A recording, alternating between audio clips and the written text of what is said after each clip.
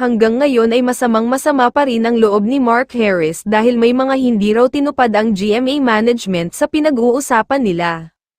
Ayon sa isyong nakarating sa amin, inaasahan daw ni Mark na hindi siya pababayaan ng network natapos niyang maging kapuso ng matagal na panahon.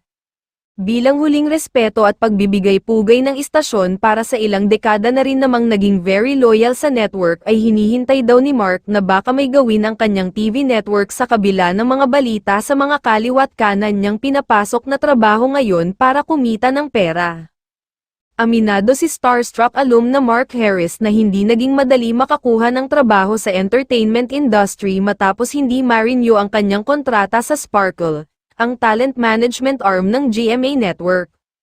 Ngunit ayon sa actor-dancer, parte lang ng showbiz industry ang mawala panandalian sa limelight at hindi niya umano nilagay sa kanyang utak na laos na siya. Gaya ng sinasabi ng mga tao, nagpasalamat pa rin daw si Mark sa narating nito ever since, say pa nito, lagi kong sinasabi yan, I'm very thankful sa GMA dun sa narating ko na karera.